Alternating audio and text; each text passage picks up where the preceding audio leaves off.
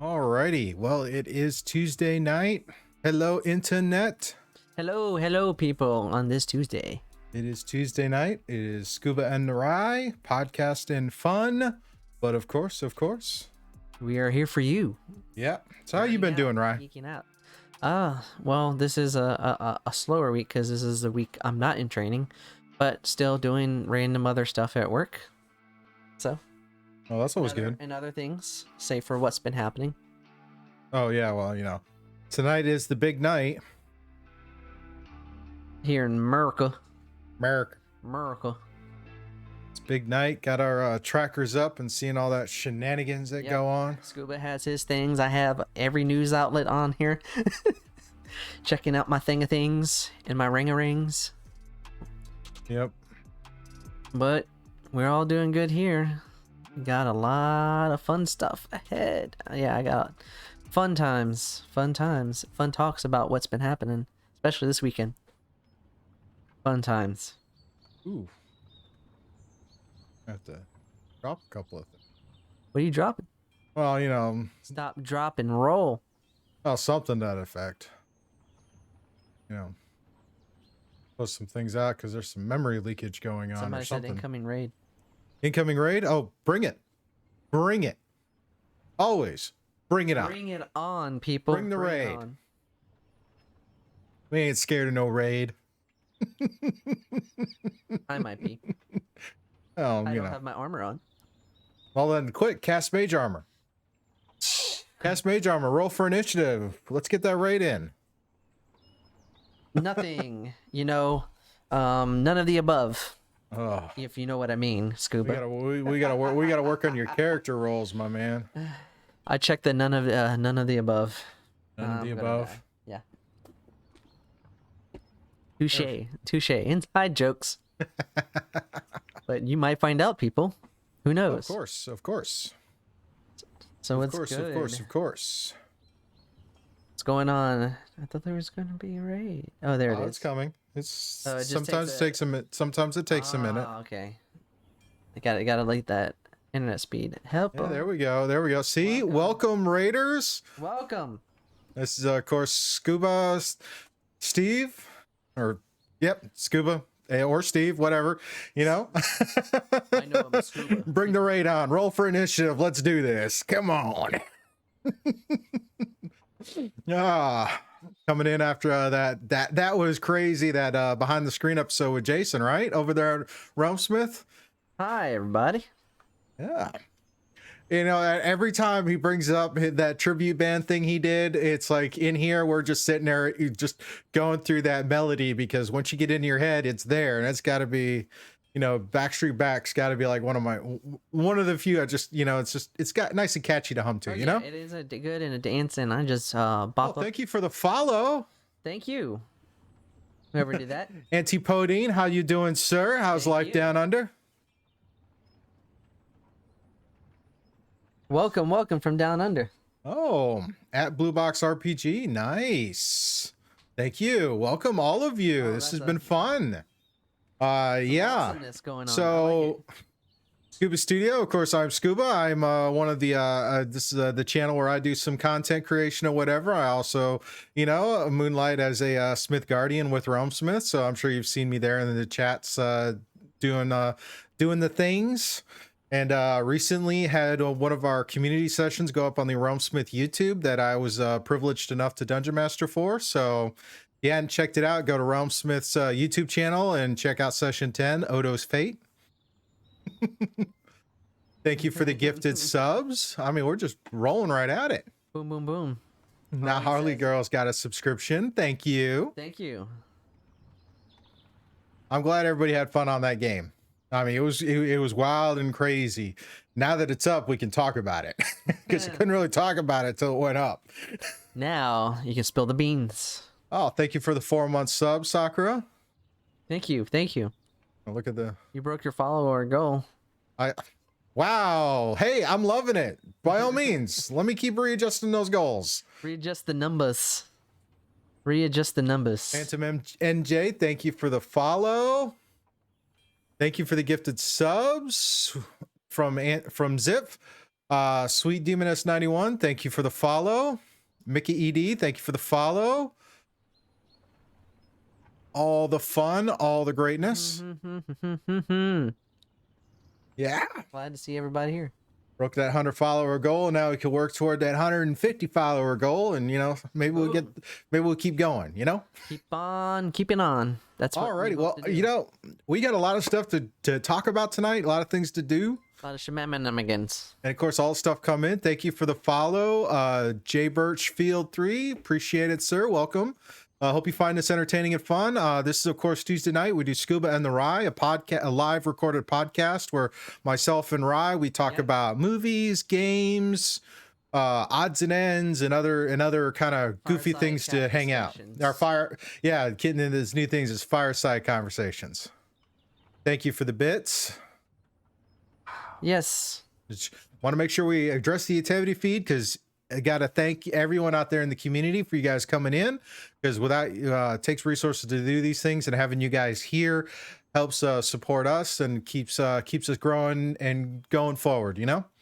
Got some new tech to try out on the show for tonight that might open up some doors for later. I don't know. We'll see. Also, of course, we are monitoring the election results. Ry's got all of his news channels up. I've got mine, and I think for our fireside chat today, we're going to go through some election trivia, just kind of some goofy things we found on the internet. No, Mayflower, you're good, sweetheart. It's glad you're here. We're going to have some fun. But of course, first things first is what we've been up to. It's our fictitious 5 minutes to talk about what we've been doing in the last week. Yes. And last weekend was Halloween. We had fun and shenanigans, I'm sure. But Ry, tell me, what you been up to this past week, my friend? All right, like you said, it was the Halloween weekend. The full moon was out. The night was great, and the drinks were flowing for me. I'll skip the week because the week is pretty much the same thing over and over. School and work. Well, I mean, you got to work on that. You're working on that graduate program now. Yes, I am. Yes, there is well, first I have to do the annotated bibliography, but that's due November 20th. So I still got time to procrastinate. But I have done a little bit of it. I have pulled a few resources. My paper is going to be on Robert Frost, and it's going to be a literary research of all the different criticisms, to and fro. But I'll get to that when I get to the due date.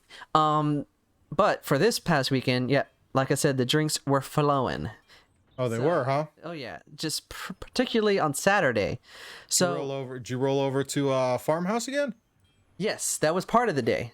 But before the farmhouse, went with my coworker Asia. We did brunch at a local breakfast place known as Bay Local.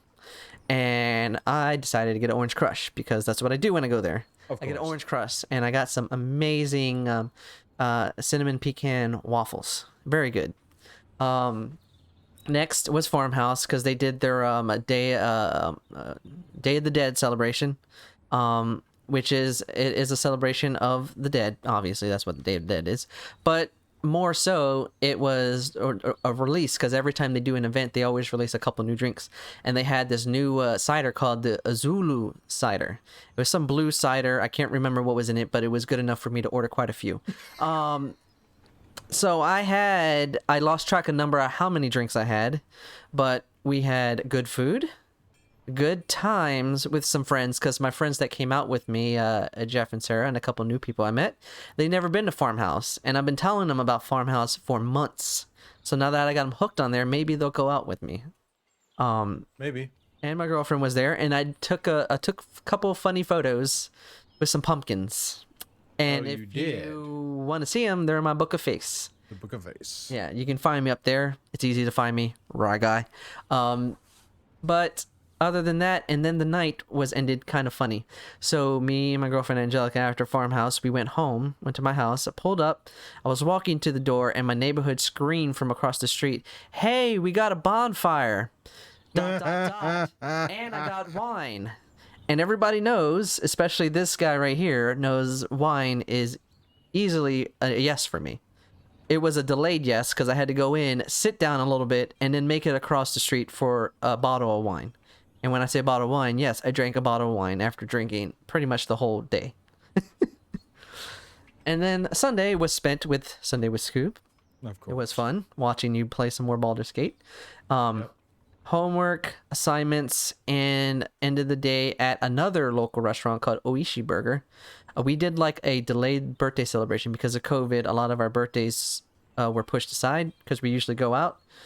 I need to book a face you even if I don't go on much. Okay, do it. Send me a friend request. Ry Guy. That's what. Yeah, that's how you find me.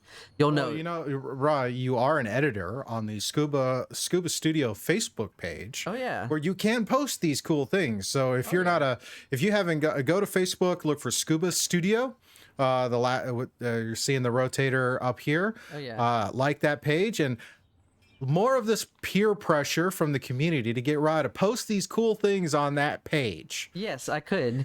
I could post my picture with my pumpkins, my amazing photo as Maid Marian, and other things. But yeah, see, we could do all of those cool things. Yes. Also, there's our Discord community. Yes, It's a growing Discord where we could talk about the stuff from the show, the games that we run on Saturdays.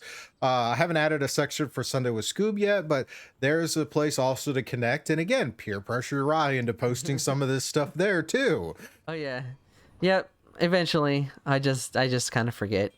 It's okay. But Sunday we went to a place called Oishi Burger. It's a Japanese burger place. Really? And yes, you should look up the menu. You'll like it, Scuba. But we went there. We did it like a post-COVID birthday celebration of everybody's birthdays we missed.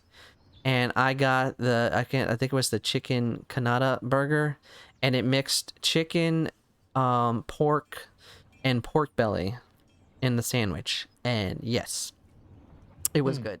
And I got a drink. So yeah, that was my weekend.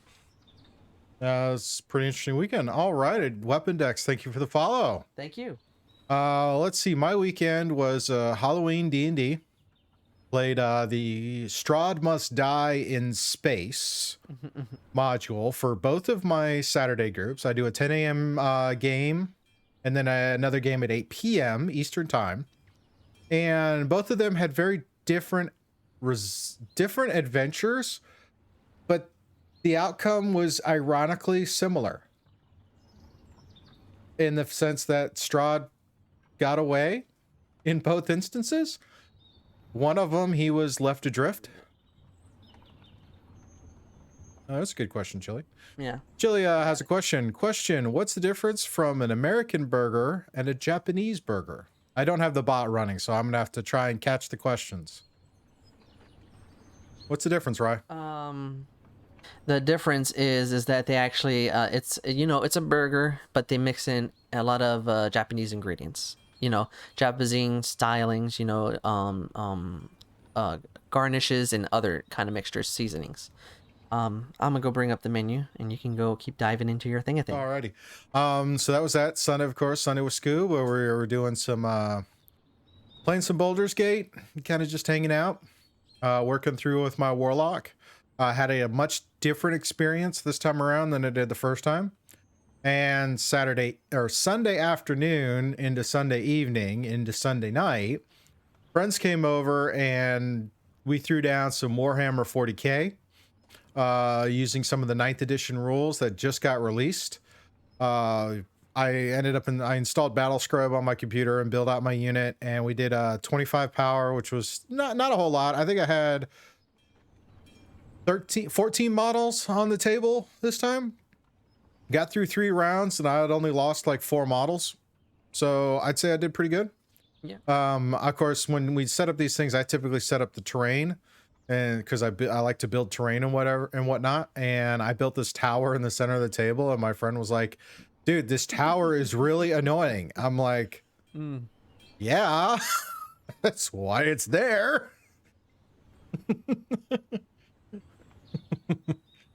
So it was like, but yeah, we were playing that D&D module, both groups. The Saturday night group. That ran long. I think we started the final encounter at 20 minutes to 11. Didn't finish till like 20 minutes after 12. So yeah, that was pretty intense. Both of those are up on VOD here on Twitch, and I'll get them up on YouTube as soon as I can. Oh, see, Zip, you know, I've actually got something for you on that one. I've got something for you, which I will get. Yes, I actually Oh, finally stopped procrastinating and yes. started working on my minis, actually painting minis, and I have a few that are painted and base coated.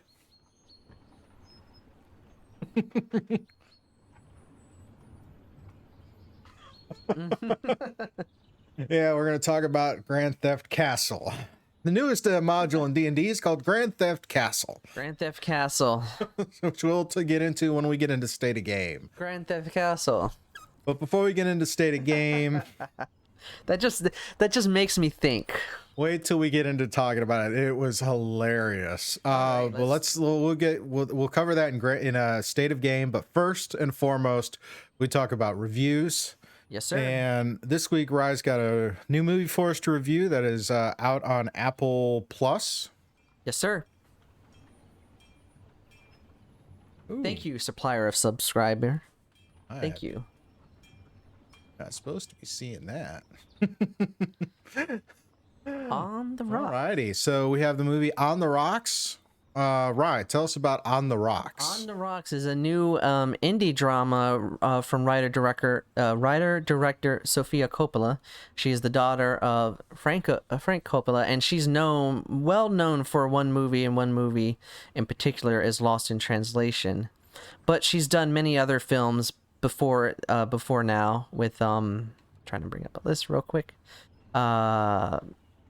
With other movies like the Bling Ring, Marie Antoinette, and some other ones. But she does a lot of like just indie dramas, like character-driven story where it focuses on a few characters and their dynamic. In this movie, we have main characters Laura, played by Rashida Jones, and her father Felix, played by Bill Murray. Everybody loves Bill Murray, and this film is no exception. But the central point of this film is that Laura is having some marriage issues, or because of her husband Dean, who's played by Marlon Wayans, is he's recently started a business, and he's the CEO for this business, and he's gone a lot, so he's doing a lot of business trips and whatnot. So she's left home to raise their two daughters, while also she's struggling to write this new book that she's already agreed to publish. So she's juggling a lot of things, and then certain things seem kind of odd when Dean's coming home, and she thinks that he might be having marital affairs. So she reaches out to her father Felix, reconnecting after so many years, and they lead on to this journey that leads them to what is the indifference of love. So the heart and soul of this movie is the relationship between Felix and Laura. It initially starts off with that whole is he or isn't he cheating on her, but it slowly evolves into something more fragmented between the daughter and the father. So this is a very simple narrative. It just focuses on them trying to figure out if he's cheating on him, and they get into these like weird soft, like comedic circumstances. It's not like over the top or goofy or slapstick or physical humor. It's very natural humor. It's a very rare kind of humor that you see, and you only see it in films of this type, because when it's written and focused on character development, just strict character, there's no like overarching theme, there's no like fantasy epic or action sequences. Everything is just these characters talking, going from place to place. The natural humor just happens in their interaction, in just their conversations. And that's the strength of this movie, because you watch as Felix, who is pretty much like a playboy, and you come to find out why he has a fragment relationship with his daughter, because of his playboy antics and the kind of stuff she had to deal with as a child. So this supposed affair reveals those kind of fragments between the relationship. So it shifts between the marital strife that she's having to a father and daughter dynamic that has to be resolved. So that shift is what makes the film very lively, very open, and very relatable. And the first half of the film is very disjointed. It does a lot of repetition stuff and very predictable on, going from scene to scene and Foley. But it's the second half where the endearment and the natural humor and the drama all connect into one, and it makes it a very heartwarming and poignant revelation when everything comes to head in the end. I'm not going to spoil it, but there are things that happen that will come out of left field, but not in a way that it feels forced. Any thoughts, Scuba? I'm thinking I might need to check this one out. This one is a very is one I think you would enjoy. It's very simple. It's very dialogue and character driven. So if you're not a fan of character or dialogue driven films, there's not a lot that happens beyond that, beyond their conversations. But if you enjoy that and you enjoy Bill Murray and you just enjoy just natural humor, you don't see natural humor very often, but when you do, it's very obvious but very welcoming because it feels real. It's not forced humor. It just happens. Interesting. Yes, this movie is on Apple Plus. If you want to check out Ry's review, go to ryreviews.com. You can see the review for this film and the hundreds of other ones that he has done over the years. Yes, since 2012. I have been writing reviews since 2012. What are we calling this one? Overall, I really enjoyed this film. It's a very simple story. The first half does kind of drag a little bit, so that's why I'm giving the rating that I give it, and I give it a 3.5 out of 5. It is an Apple Plus, so you can check it out if you have a subscription there. But if it was a movie, matinee. That's 3.5 out of 5. That's not bad. Yeah. I mean, and the thing is, when they launched Apple Plus, it was if you bought a new Apple device, you got like a year of it as part of your purchase of the new Apple device. If you sit there's some of the others you can get it as whether or not you have an Apple product, you can access the streaming service, I believe. Yep. But you know, it's good because we're having such a big broader aspect of consuming content. Oh yeah, and it's creating more avenues for films of this type to find ways to put their films out there. And streaming is definitely going. It seems like streaming is definitely going to be for those mid-tier indie style films in the future. True. So the next movie I'll talk about later after this, who knows? Well, I have actually have a series I would like to give comment on. All right. What are we talking about? I need to watch I need to watch that. Anyways, no, I actually just watched the new anime on Netflix called Blood of Zeus. I just started that. That was really good. If you're a fan of the animation style they did for the new Castlevania reboot, then this is in that same kind of animation style, very stylized, realistic. And so I went through all of that. That was great. Looking forward to seeing what they do for the next season when that comes out. Mm-hmm. But yeah, Blood of Zeus, it's on Netflix. It's rated TVMA because it's can get a little gory. Yeah, it definitely does in the first episode. So Shelly mentioned about Mandalorian. You want to chime in on that one? Yeah, I'm gonna chime in on that one. And but first, I would say definitely check out Blood of Zeus. Mm-hmm. Is very interesting. Doesn't pull any punches with some of the infighting amongst the gods, and I would give it a solid 3 out of 5. All right, I look forward to finishing it. Actually, me and my girlfriend are watching that, so that's the couple show. And of course, the bantha in the room is Mandalorian season 2 did drop. First episode dropped on October 30th. In fact, Ry and I have restarted our episode by episode reviews, full spoilerific reviews of each episode of The Mandalorian as they come out. We recorded for episode 1 just a little bit ago today. Yep. So I'm going to get that edited and published up before we have episode 2 drop on Friday. You can go to our YouTube channel, Scuba Studio on YouTube, and take a look. We have a full playlist of all of our episode reviews. We did the first season of The Mandalorian and the first season of The Witcher. We hadn't really got into come to an agreement on another series to do an episode by episode review, so that might be something we can discuss in the future. But you can check those out. And forewarning, if you have not watched The Mandalorian and do not want spoilers, don't watch our reviews, because we don't care. We will spoil all over it because we talk about lore, casting, story, all of those things in those episodes. And we talk about, you can't hear it here, but you hear it there. Here, there, you can talk about it because we'll go right into it, fan service and everything. Because I'm excited for this season. I am too. I can't wait. First one really went out the gate running. Oh yeah. Yes, this is the way. This is the way. And if y'all have any show suggestions and we have subscription to those services, let us know. I would like to. I thought about C, but yeah. Yes, we recorded it before this podcast, and it will be posted on our YouTube channel at a later time. Yeah, I'm gonna try and have it up tomorrow. Yep. And we do when we do shows, we do episode by episode reviews, and we spoil them. So don't watch them until you watch the show, or you just don't care and just watch it. Yep. But go check out our YouTube for that. Got a link here in the chat as part of that. It's also in the panel, and you can see the little rotator up here in the top to tell you where you can find us on all our social medias for the studio. Oh yeah. And with that, I think we can go into State of Game. State of Game. I've been doing some reworking on some things. So State of Game is the point where we talk about the various games we are playing and the games we're involved in. Oh, yes. So video games, tabletop games, all things along those veins, and we sit there and we chat about them. Game of games. And...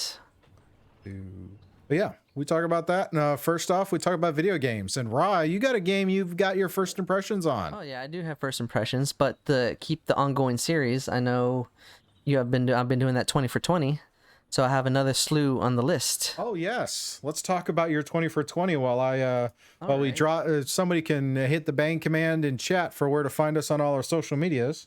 All right. So for those of you who don't know, been doing this 20 for 20 list over on my Book of Face, and each episode I have given out chunks of my list and giving quick reasons why these 20 for 20 games have been impactful. So I did all the way from 1 to 11 already. If you want to check it out, is over on Facebook. So now we're going to go from 12 to 18. One of these me and Scuba enjoyed a lot together. But first, number 12 on my list is the aforementioned and highly underrated RPG from BioWare, Jade Empire. I love that RPG.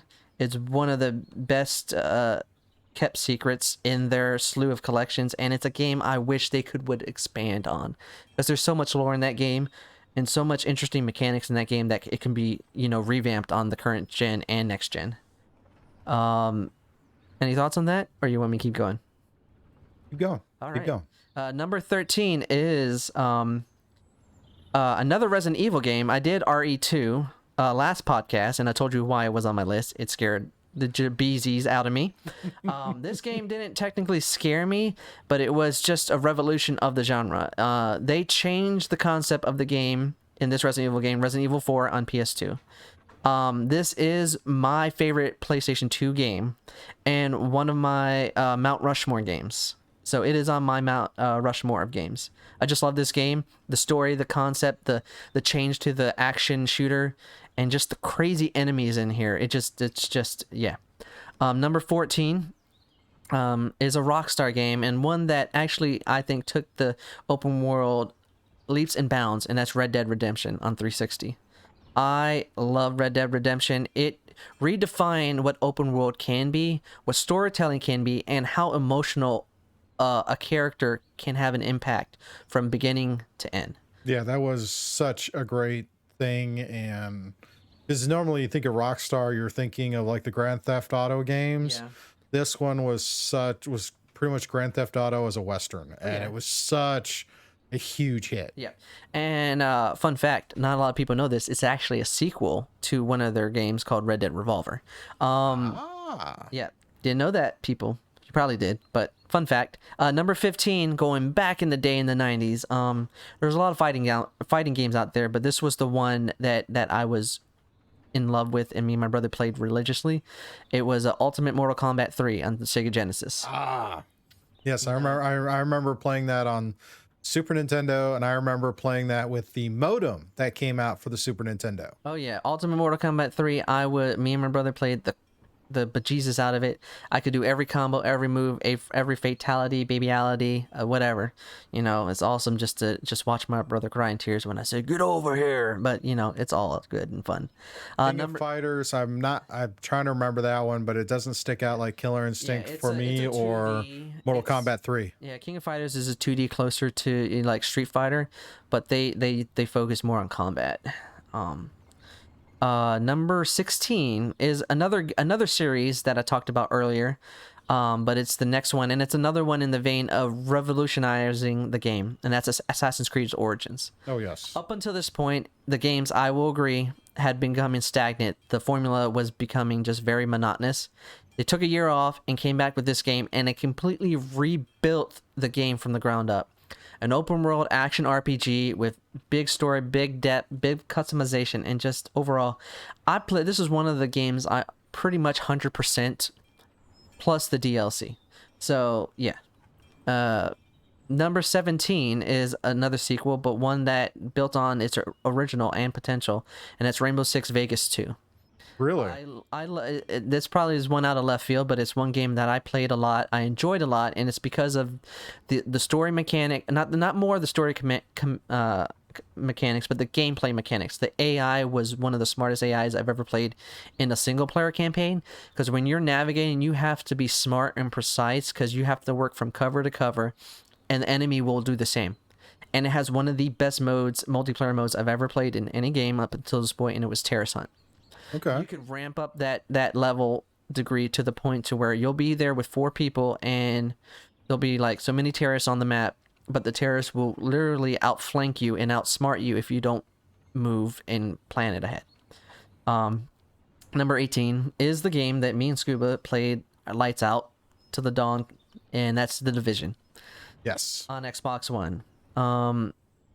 It started off shaky, but the more content it added and the more DLCs added, the game got better and better. And it's just, I think it was the better of the games. Between that and Destiny, I liked it better, just because of the community, the customization, and you know, just being able to play with friends over and over and just enjoying it. That's the most important part.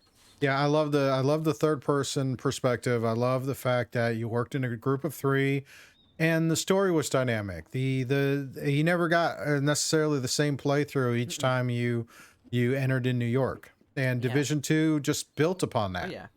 I didn't put Division 2 ahead of this one because, like, Division 2 had a lot, but I had more enjoyment in the first one than I had in the second one. Because it was fresh. Yes. It was new. It was fresh. It was an original idea for the most part, and it was a lot of fun. Oh yeah, it was a lot of fun. I just loved it, and they just built upon it going forward. And that's it for that. I have 2 more. We'll save that for Tuesday. Alrighty, we'll talk about those.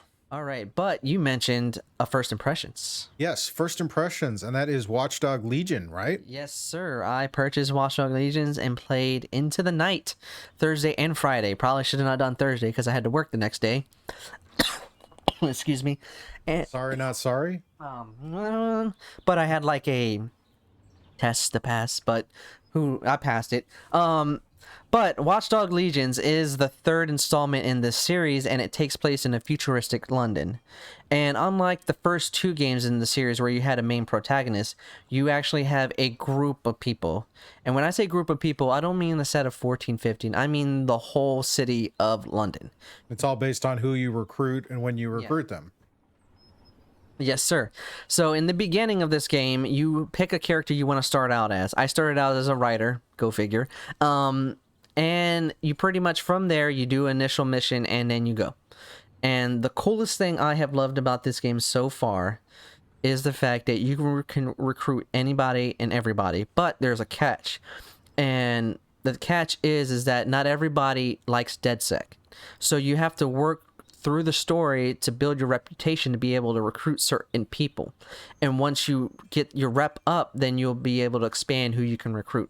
Like the latest person I recruited was a doctor. And the cool thing about everybody you recruit is that they can get you into certain buildings without having disguise. So for the doctor, he has a special tranquilizer gun, and I could go into the hospitals, just walk right in, not even worry about the guards. So, Nice. and it's really, the dynamic of the game is so crazy that the way you attack the enemies and the way you take them out can come from various degrees. You can literally do every mission by tech. You can go guns a-blazing. You can use your unique skills of a character, aka like a doctor or like a policeman, like Chelly was talking about. Or the last person I've recruited, I haven't used him yet, is a construction worker, and you can use construction equipment. So there's varying degrees of stuff you can do. And you basically are going from borough to borough of London. You're trying to bring DeadSec's reputation back because of a certain thing that happens in the prologue. Nice. So, yeah, they expanded on a lot of the mechanics from the first two games. And that expansion, I haven't opened up everything. I haven't interacted with every part of London, because if you look at my map, it's only like a speck of it that I've actually navigated through. But so far, the interaction is prime. And just seeing just how beautiful the game is just on the Xbox One, it makes me think of how beautiful it's going to be on the Series X and PS5. Because it definitely is beautiful to look at. It's very ironic because London is dirty, but it's beautiful. It's just a crazy kind of sense. So much history involved. Yeah, but it's so fluid, it's so dynamic, and I look forward to moving forward in the game. Sweet. Yeah. So yeah, I was gonna say, I was getting into Baldur's Gate 3 some more. Like I said, I re-rolled a character and rolled a warlock. Again with a dwarf. You know, dwarves are cool. And it got to a point where it's like this area, this ruins area that I went to the first time around and got absolutely slaughtered. This time, walk through and be like, yeah, you guys just all can go away now. I think I'll do something else. So I'm looking forward to playing some more of that. But of course, the big thing I do a lot of is, of course, the D&D games. So we'll talk about those 2 episodes from Saturday. Our Shadow Guards. Am I saying that right? Shadow Guards. Twilight's Gleaming is going to be renamed to Shadow Guards on Saturday. But Shadow Guards did their their Strahd Must Die in Space. I want to hear about this one. This was funny. This was funny. Now, I mean, the module is designed where you have to try and find your 3 main items to kill Strahd: the Tome of Strahd, the Sun Sword, and the Holy Symbol of Ravenkind. And then you go and fight Strahd. But the idea is you're trying to fight Strahd because he finds a Spelljammer helm. And he finds a Spelljammer helm, and he converts his castle into a Spelljammer ship. And when the party gets there, he is piloting the ship from Barovia to Orth, which, if you're familiar with D&D lore, Orth is the planet that Mordekainen lives on. And he has sequestered Irina there for her safety. So while Strahd is hurtling through realm space to get to Orth to reunite with Irina, the party is trying to find their 3 items and prevent Strahd from getting there. Well, unfortunately, due to time constraints, they weren't able to search the entire castle because, you know, let's think about this. Ravenloft is a huge castle to search in. Huge castle. So, gonna have to kind of work our way through that. So, while they're working on that, they did find the sword. And the nice thing is, you got to weed through a lot of the various rooms in Ravenloft if you've never done it. But they get up there, and unfortunately, they didn't prevent him from getting to Orth. He got to Orth, and while the party continued to go through the mansion, Strahd, of course, goes to talk to Irina. And while he's talking and convincing Irina to side with him, the party finds the control room and the helm, and it's like, you know what? I'm gonna sit in it. You sit in it, and you realize you can control it. He goes, and they're like, yeah, we're just gonna leave him here and take the castle. I'm like, wait, what? Okay. They castle jacked Strahd. They took his castle and flew off and abandoned him on Orth with Irina. So Strahd gets to live happily ever after with Irina, and the party just sails away on their stolen Spelljammer ship. Hey, sounds fun. Well, if I had a Spelljammer module prepped up, I probably would have gone, just kept going there. But unfortunately, Barovia has its own magics.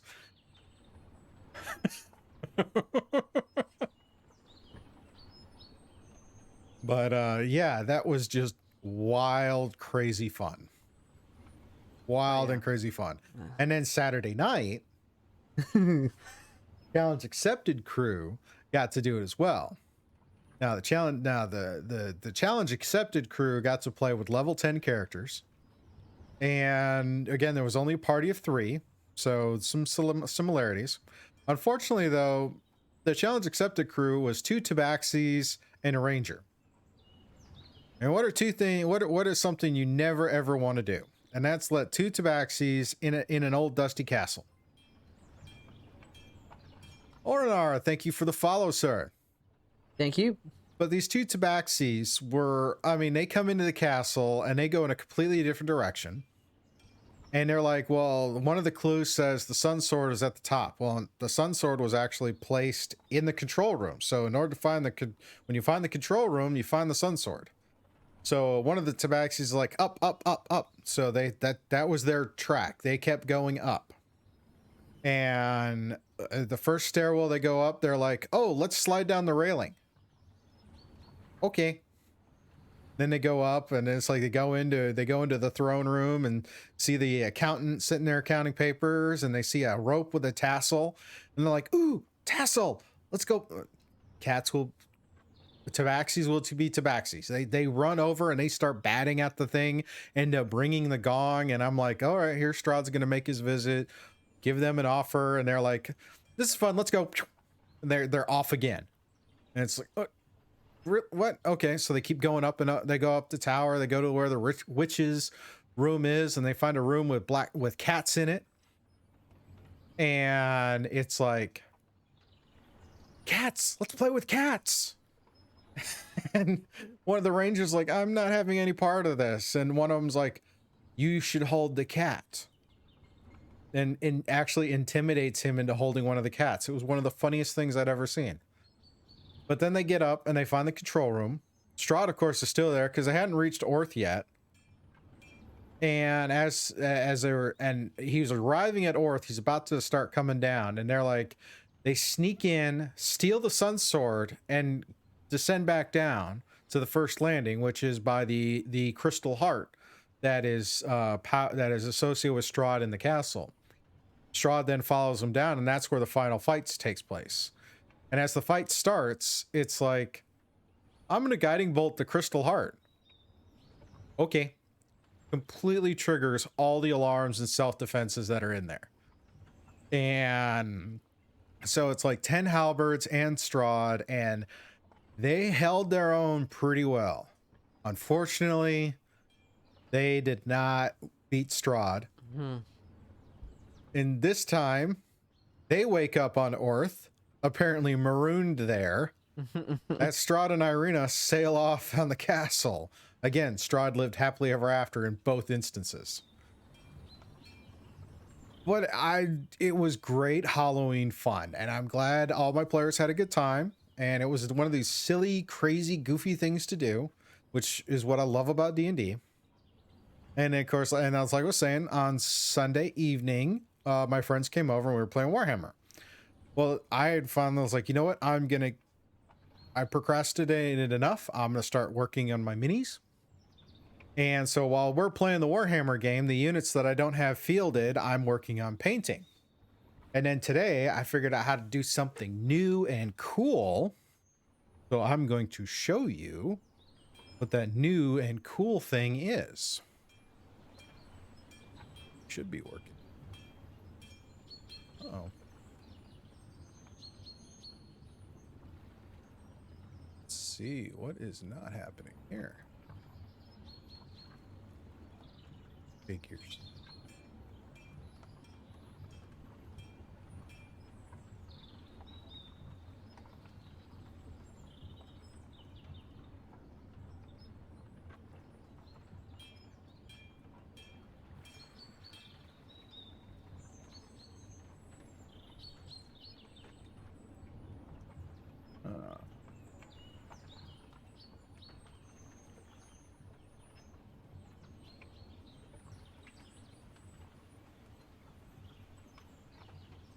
There we go.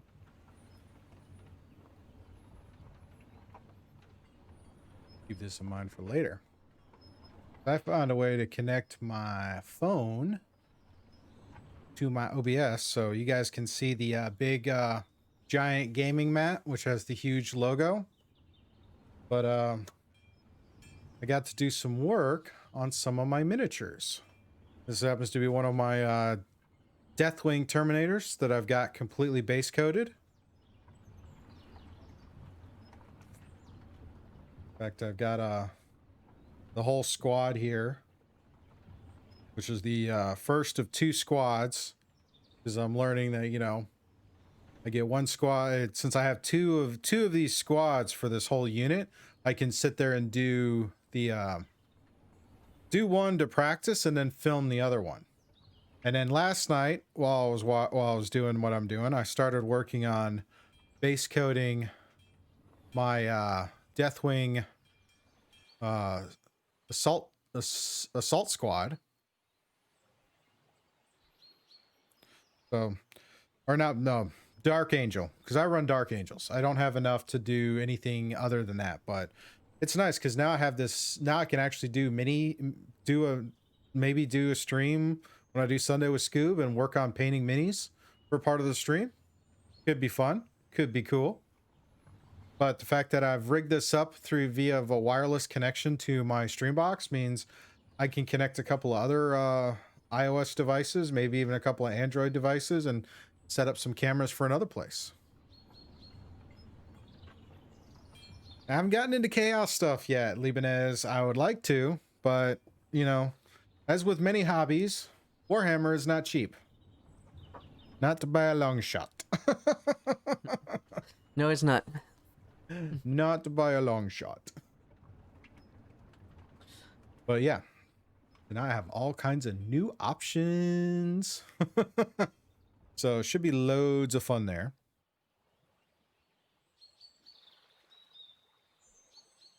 Do. Back. So. All the fun goodies. Fun goodies. Oh, Chili, I've got something for you on that one.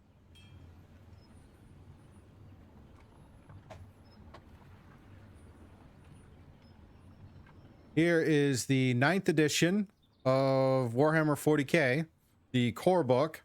One of my buddies left this here with me to look through. So maybe that'll be what we talk about on Sunday with Scoob as we spend some time talking Warhammer.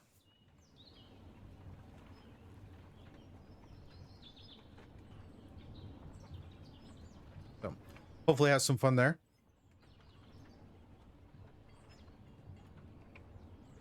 Well, this is the tabletop one, not the RPG. But yeah, the RPG side, wouldn't mind doing that one again at some point.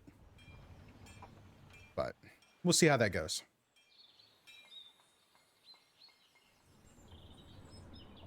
Probably not your group, Lebanese. I know we did do some chaos stuff in the past. That's where the whole joke of, hey, who's the guy in charge? We'll kill him. We'll put the number 2 in charge and be like, hey, you work for us. If you don't, then we'll replace you, just like we did the other guy. Shenanigans. But I think the only other thing was last Thursday did a D&D session for the community, and that got posted up on YouTube under Realmsmith, and that was fun. That was the prequel to the season finale. Got to take a party to go and try and find their missing elder and some missing people, and set it up for an interesting little rescue op, which I honestly didn't think they'd get to. But but again, players will do what players do, and they happen to move around and flank the main threat and rescue one of the prisoners before the rest died horrible deaths as the Nightwalker came into the world. It rises and takes you out. So yeah. Well, I needed to have bait. I needed bait to entice the players to enter the camp, because part of me was thinking I had set up the camp in a way that some parties would be like, nope, we're not going to bother going in there. But I needed a reason for them to go in. So aside from general curiosity. Yeah. Leave them a note. Yeah, it was pretty cool. So yeah, go to Realmsmith's YouTube channel. Check it out. It's session 10, Elder Odo. And you'll get to see me DM the session with a bunch of members of the Realmsmith community. It was a great privilege. Had a lot of fun. Antipodian was in there as well, which was great. Got to play with him and several of the others. It was, I think it was pretty good. I mean, definitely some more learning points as always. Roll20 map, definitely, because when you'll see the Roll20 maps on my D&D streams, you see it from the DM's perspective now instead of a player's perspective. So it's like, all the things. But oh wow, yeah.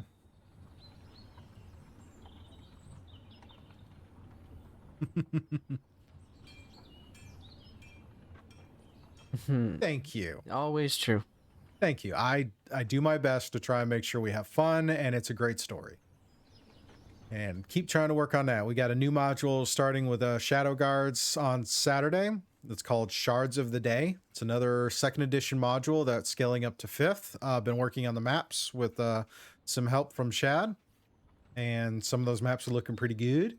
So we'll see how that starts. And that should carry us through for the rest of the calendar year. And then see what we do in 2021. Challenge Accepted is continuing their progress. They'll be back in their adventure on Saturday to see how that goes. Yeah, I like scaling up the 2nd edition. It gives us plenty of stuff to work with. That's a fun game. Yeah, Fall Guys Season 2's out. I wouldn't mind throwing down on that. Maybe we can do that sometime soon. I know tomorrow typically I got to do a lot of post-season wrap up for some things and get some stuff worked out. But I think we're good. I think we're good for our fireside chat. Yeah. I mean, it's election night. We're watching the election results come in. It's still quite a bit left over, but I found a couple of interesting articles on some cool election facts. So I figured we were laughing over here. Let's have a little fun with this. Yeah, we were laughing over here at some of them, especially one of them. I just could not believe it, and I would not let it go. There's a couple of lists I pulled up from a website called factretriever.com. Oh yeah, was asking. No. This is the fun facts is taking place in the fireside chat. D-Man Rhodes question: are you looking for Tide Season 2 with Realmsmith? I am. I'm not sure what we're doing yet. Still working out some of those details, but I am excited to do some more community sessions and see what kind of arcs we work with on that.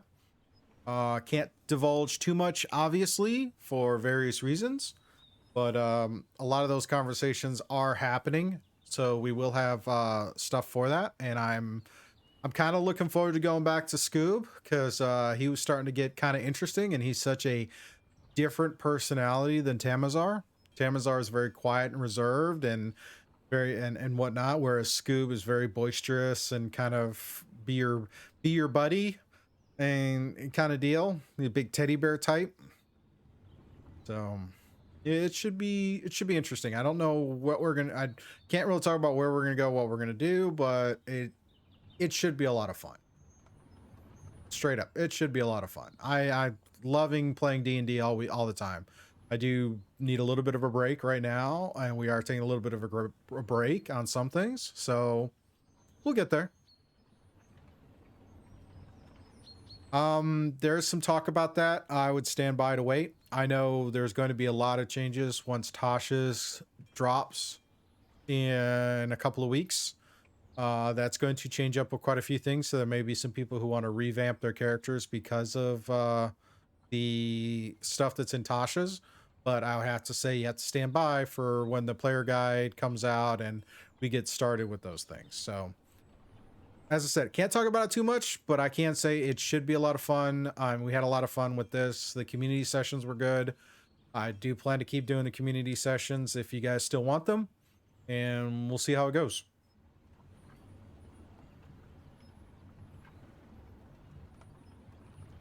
I think a lot of people like the Tide stuff, but you know.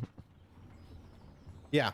I mean, if you want to change because of the stuff that Tasha's will have, it'll be great. It is up for pre-order on D&D Beyond. If you want to pre-order it now, that way once it's available, you can start accessing that stuff. I did order my hard copy from my local game shop because you should always support your local game shop, especially with all of this COVID craziness and places going back into lockdown. It's good. That's good. Yeah, do it. The alternate color cover for Tasha's looks amazing. I really like the way the alternate cover looks. And of course, I'll show you guys once I get my book. For those of you who haven't gotten it yet. But we're talking about some interesting election facts. Now, the one Ry was giggling about was I can't believe this one is even an option. But let's go. It's funny. It's funny, and you know, it seems like a good one to start with. Yeah. Here we go. This is from Fact Retriever. The article is 45 surprising election facts. This one was number 5. Is some countries such as India, Greece, Ukraine, and Colombia have a none of the above option on the ballot. In the United States, Nevada is the only state with a none of the above option on a ballot. So it's like, really? I mean, to be fair, sometimes it's like, I don't like either side, so can I just opt out? And yeah, in some cases it happens that it's happened a couple times in my voting life. Here's another good one for you. In a brand of foot powder won the 1967 mayoral election in Ecuador. The foot powder company claimed their product would bring hygiene and well-being to 4,000 townspeople. So a foot powder was elected mayor. Talk about hey, you know, at least you're gonna have clean feet. Right? Yeah, right. You know, clean feet's always good, especially if you're a runner. Yeah. A lot of interesting ones. Like, here's a good one. During the Bleeding Kansas election of 1955, over 5,000 so-called border ruffians entered Kansas to sway the election in order to force certain legislation. Even though the number of votes cast was more than the number of eligible voters in the territory, the governor approved the election. I mean, what? Just It's nothing. It's just weird. Do you guys know that there are 13 states that allow you to register to vote on election day? Most of the states do not. Or the fact that in France, citizens are automatically registered to vote as soon as they turn 18, and in Sweden, once you turn in your tax records, you're registered to vote. And in the U.S., only Oregon is the only state that automatically registers you to vote when you turn 18. yeah, that auto registration would definitely be beneficial, especially in the technology age. You know, a lot of stuff is auto. Speaking of technology, this one is over here. Where was it? Speaking of technology, where was it? Oh, it must be on this other one. Oh, I saw it. Where was it? I know I saw it.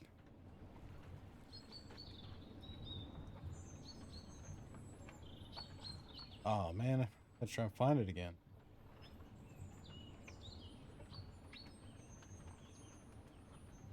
Ah, here we go. Let's see.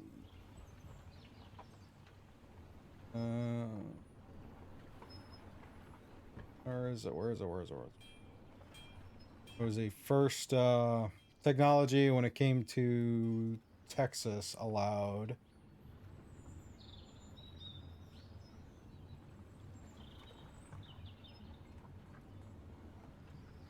Anyways, Texas was the first state to allow you to allow astronauts to vote for the federal election from space. And the first ever vote was cast in the 88 late 80s, early 90s. That'd be 90s. Trying to find the find that little fact again. Probably should have highlighted that so I could find it easy. Here, good one for South Carolina. It used to be illegal to buy alcohol on election day.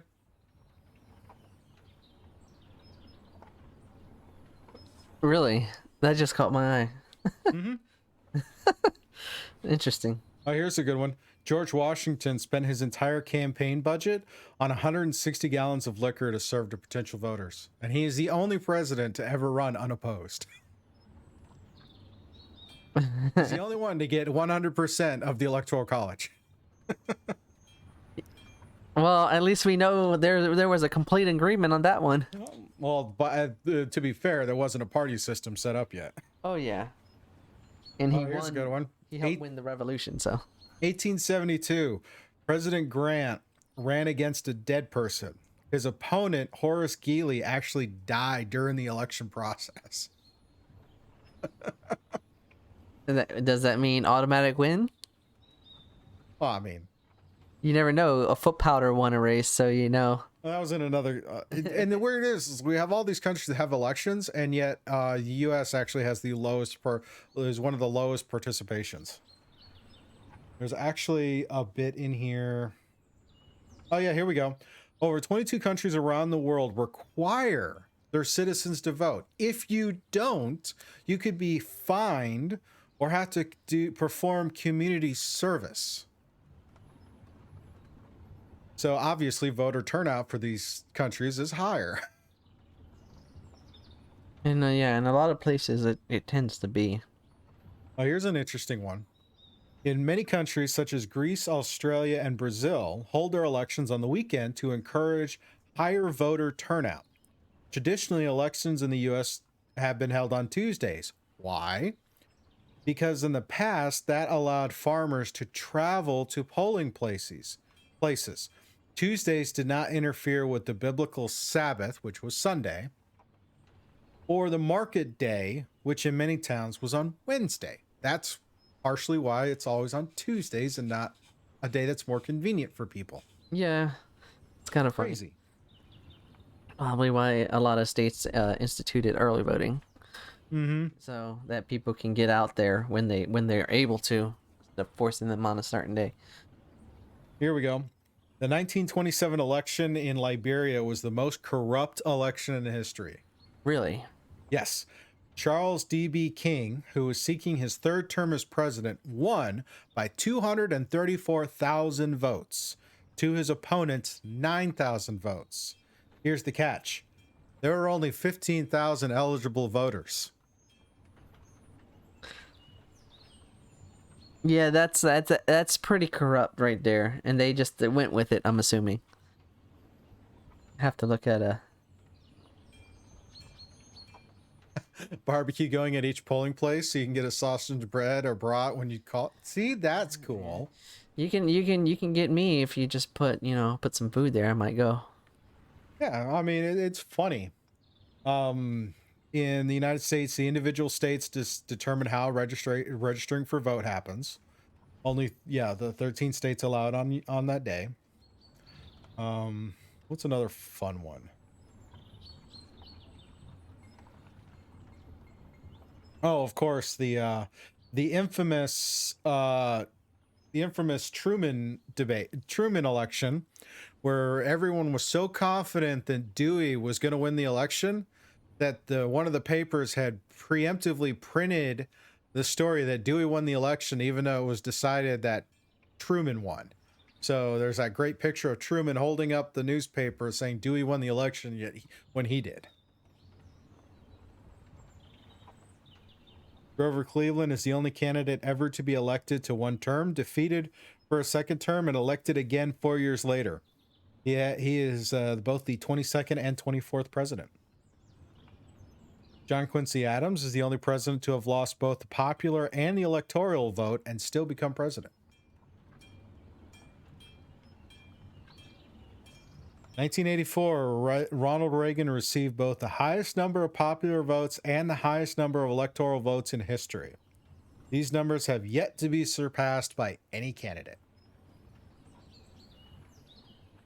I agree. You're right, Luminez. And there was a thing I listened to on NPR about that, where what we're watching right now is the projected stuff, but they actually don't finish counting for a couple of days. So this is all kind of stuff to make us feel better, because they have to wait for it. Takes so long because there's still a lot of actual counting of things. Not to mention there's also a lot of money in challenging the voting results, and that some parties actually put together millions of dollars to fund a recount, because sometimes your first option is to recount if there's a digital recounting, but then of course there's still the old school hand counting of everything, which takes hundreds of thousands of dollars to do, and it's extremely expensive, and why they're not doing those things.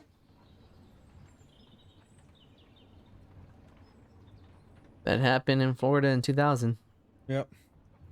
Of course, the oldest presidential candidate elected was Ronald Reagan at 69, and then JFK at 43. Here we go. Before 1804, the presidential candidate who received the second highest electoral votes became vice president. So it used to be the winner was president and the runner-up was the vice president. And then after that, I think it was a Thomas Jefferson election. He changed it. It changed to, okay, having running mates kind of deal. Yeah, that would definitely be interesting.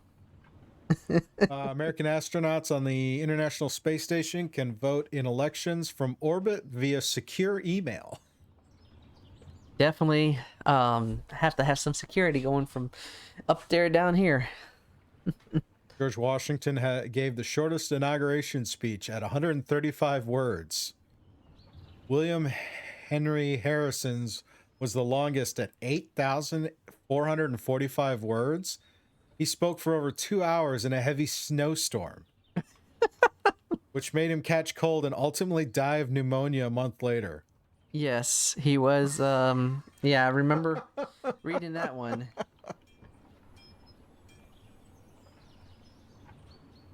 Like, wow. 1920 presidential election, candidate from third party Eugene V. Debs ran his presidential campaign from prison. He was in jail for opposing World War I. He ultimately won 3% of the popular vote. That's kind of cool. First election to use voting machines was 1892. Though it was actually invented earlier, candidates initially opposed the idea because it eliminated the wheeling and dealing for votes over the phone. I'll give you my 5 for your 15. We talk about all this kind of craziness, but if you look at our history, it's even more shenanigans. It's shenanigans all over the place. The none of the above option is still that's the kicker for me. None of the above. Well, you know what? When this is up on YouTube and you've heard all this, what are some of your favorite election facts and anecdotes? And drop them in the comments. It'd be great to see what kind of great things. Did you do the slogan one? Oh, the worst slogan ever. Worst slogan. We'll end it on this one. The worst slogan ever, people. Can you guess what the worst slogan can be before Scuba finds it? Any takers? Anybody want to put in something ridiculous for a campaign slogan in the chat? Anyone want to take a guess? I mean, this is pretty bad. Yeah, it's pretty bad. Let's see if we get a couple. See, I haven't seen the chat move after Mr. Chelly. Oh, I'll let you. Hopefully everything's still going good. Yep. All right. Over here, Ketamarty has one. For me, get your gruel free. And Not quite. Rule is all right. Any worst- any one more? Not Ustream elements. The worst slogan in history. Worst. Remember. The worst campaign slogan in history belongs to Al Smith, who was against prohibition. To show his support for the creation, distribution, and sale of alcohol, he advertised, "Vote for Al Smith and he'll make your wet dreams come true." Slippery slope.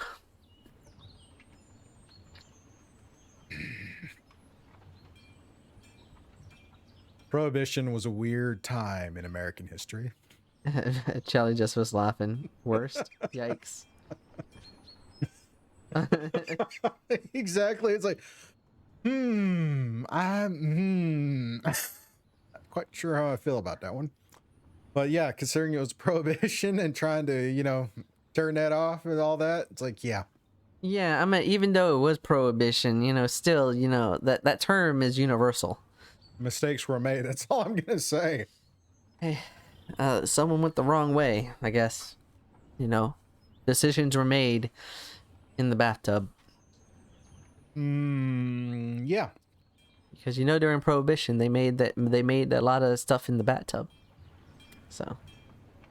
Oh, here's Sounds like the guy needed a drink. It's funny, but here's another one. Roseanne Barr once attempted to run for president, got as far as filing with the Federal Election Commission under the Green Tea Party Act. Green Tea Party ticket. Well, Kanye was running on the birthday party, so. No, the Constitution does not state when the election should be, which meant that in the early 1800s, people could vote from April to December. That's a long time to be running an election. Yeah, Just they gotta say. They don't even have candidates, picked until August, until the conventions. So that's kind of That's the modern one. Yeah, that's kind of it wouldn't work. Well, they could agree. But going on your comment about Harrison, we have had 2 prime ministers die on the job from a heart attack. But one of our prime ministers actually went missing off a beach, never to be seen again. Oh, where is this at? Is this down under? Yeah, he lives in Australia. I think if you go missing off the beach, there's a couple of worthwhile candidates for how you went missing. Down under, yes. First 2 that come to mind are box jellyfish and white sharks. Just saying. Insert poison anywhere. Rogue wave. Waves. There you go. That too. Could have been that. Could have been or could have been a salt. Could have been a salt croc. Yeah, salty. Hey, it's good meat. There are many ways this could go badly, but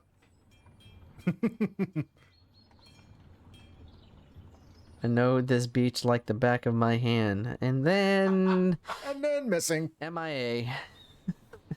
Alrighty. Let's get some odds and ends. Oddies and endies. Let's do some odds and ends. Time for odds and ends, people. Odds and ends. Speaking of sharks, Do do do do do do do do do do do do. our first story tonight for odds and ends is talking about this wonderful children's tune that honestly I remember singing at camp when I was in Boy Scouts years ago, but did not realize that, I thought it had been out longer. But anyways,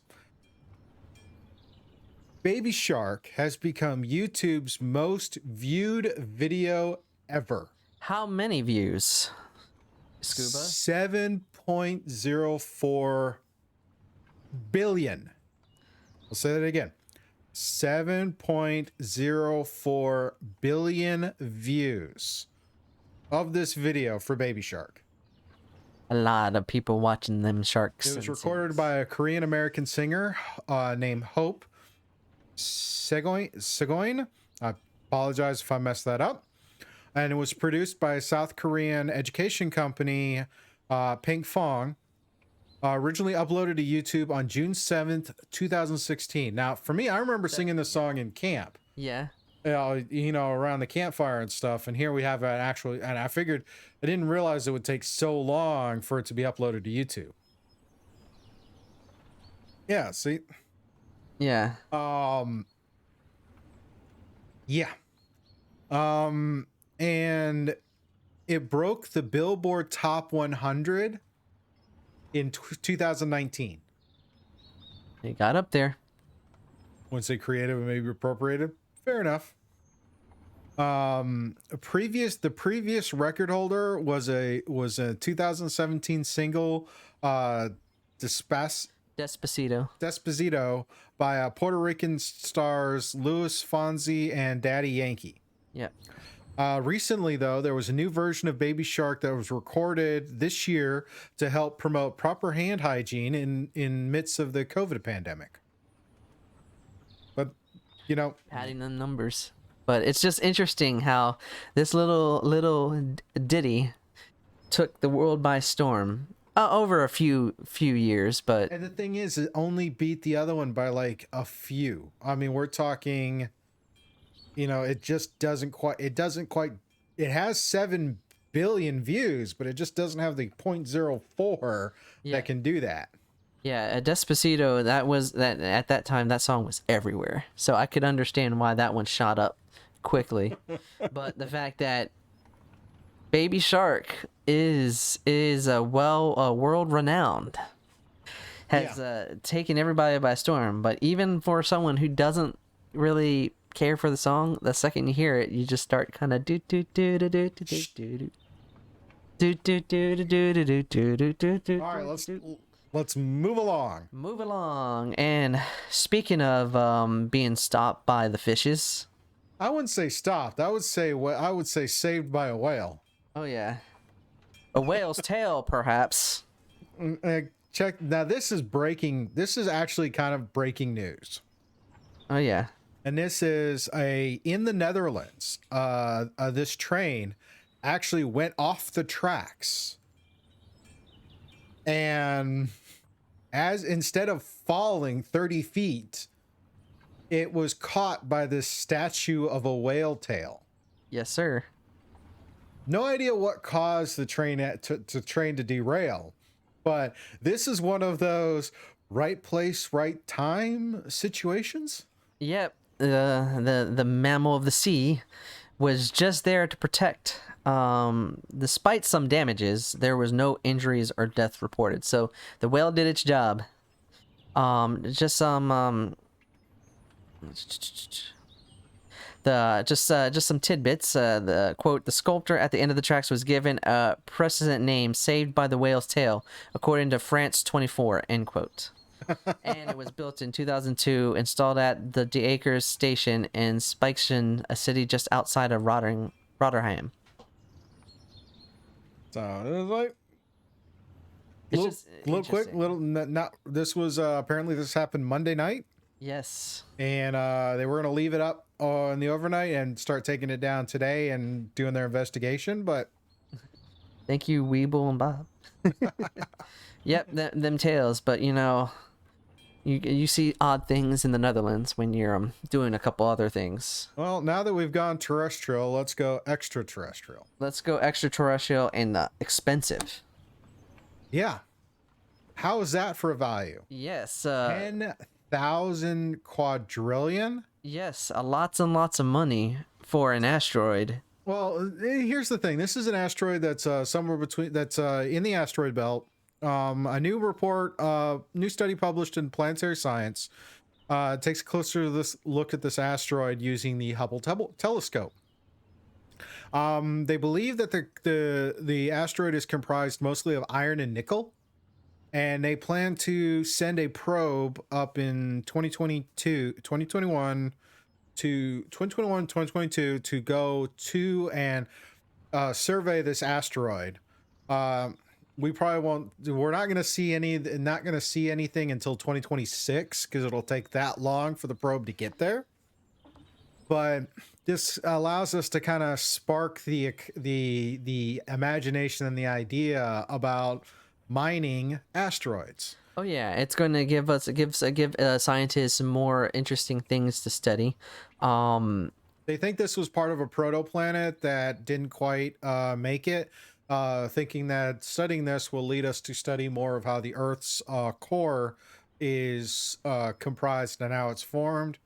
But the possibility of actually mining asteroids like this for these minerals seems a little ludicrous because we just don't quite have the technology.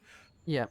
But I say that, but then we look at games like Space Engineers, the new game Dual Universe, you know, shows like The Expanse and all of these sci-fi driven things.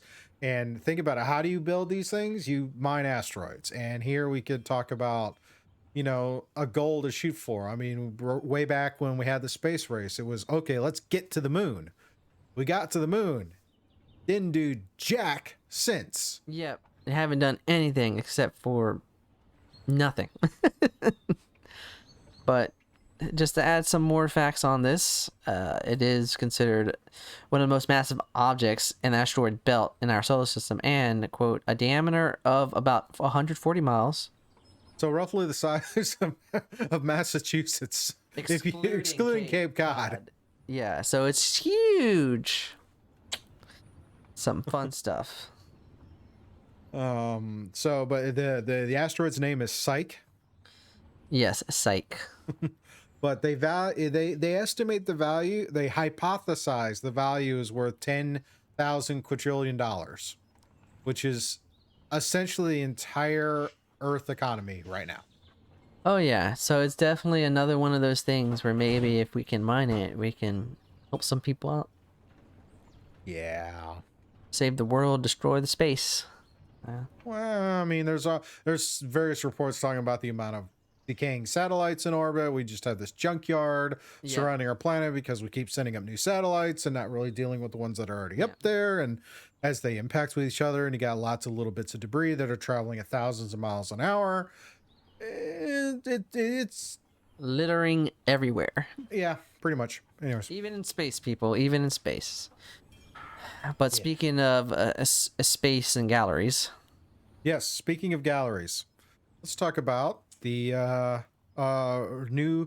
oil painting that was on display at London's National Portrait Gallery. As I about to come up. Yeah, I think that one shouldn't be fine. There you go. Here we go. Here's an oil painting that is of the Mandalorian and the child. Dun dun dun. That was put up on display in a Mandalorian themed display, as I said, in the London's National Portrait Gallery, which also included original concept art from the show.